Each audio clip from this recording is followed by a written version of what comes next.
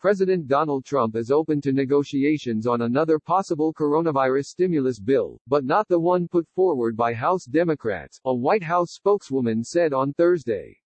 The House of Representatives is poised to vote on an additional $3 trillion stimulus package, which all sides acknowledge will go nowhere in the Senate despite the White House's reported interest in a second round of individual stimulus checks.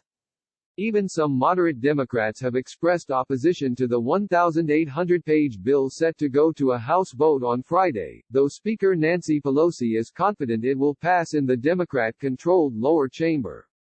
Pelosi acknowledged that the Democrats' Massive Heroes Act has little chance of becoming law, saying on Thursday, "We're putting our offer on the table, we're open to negotiation."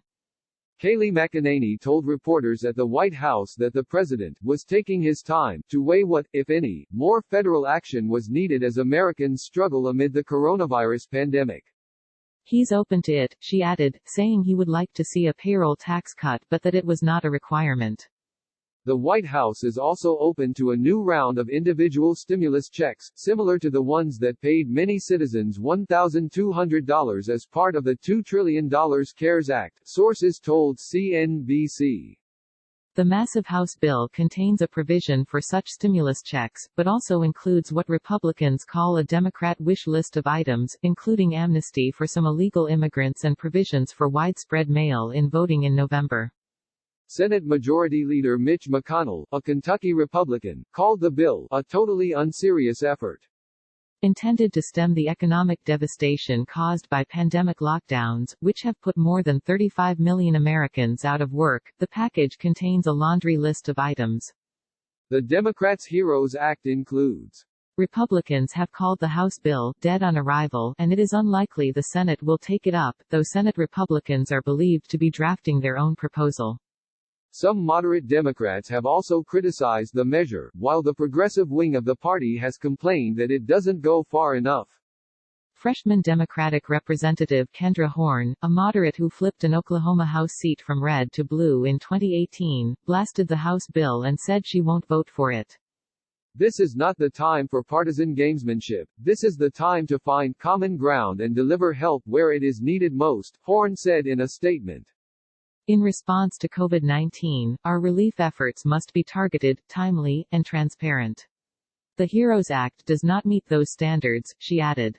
Representative Tom O'Halloran of Arizona, the co-chair of the centrist Democrats' Blue Dog Coalition, expressed concerns about the way the lengthy bill was being rushed to a vote.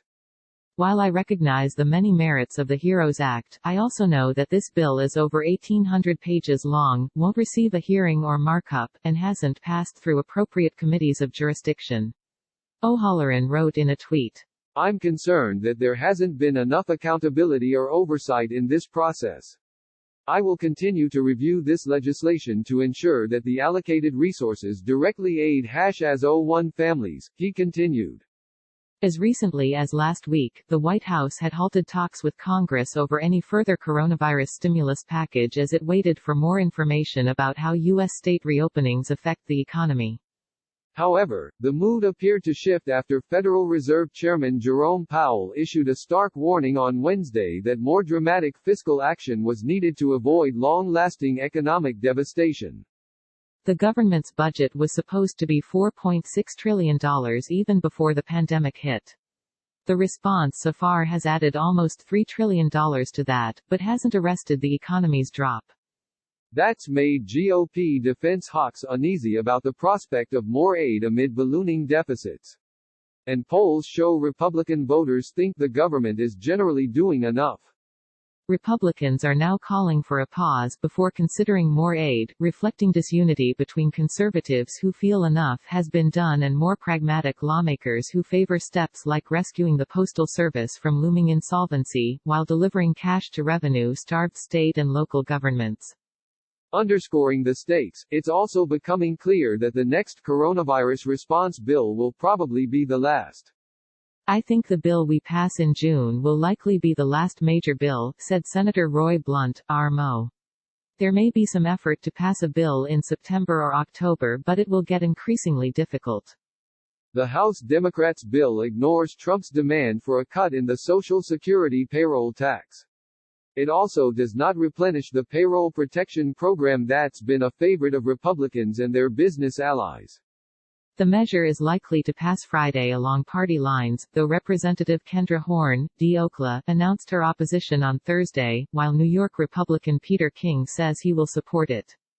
The earlier bills, debated as the magnitude of the crisis was becoming clear, featured sweeping votes and debates notable for their bipartisanship and sense of common purpose. Now, disagreements about reopening the economy, which appear to cleave along party lines, have crept into the debate. At a Capitol News conference, Pelosi lambasted Republicans who've said they want to hold off for now on more relief spending. It's amazing to me how much patience and how much tolerance someone can have for the pain of others, she said. Pelosi told reporters she believed both parties, and even down Pennsylvania Avenue, a reference to the White House, understand the hardships Americans are feeling. She called the Democratic proposal our offer and said while she's had no recent negotiations with Treasury Secretary Steven Mnuchin, the administration's chief bargainer, I'm sure that they'll come with something. White House officials quickly released a statement of their own. It said the legislation Pelosi unveiled Tuesday is more concerned with delivering on long-standing partisan and ideological wishlists than with enhancing the ability of our nation to deal with the public health and economic challenges we face. McConnell said later Thursday on Fox News that there was a high likelihood Congress would do another bill and said it would include GOP-sought language limiting legal liability for companies reopening for business. But he added, it's not going to be a $3 trillion left-wing wish.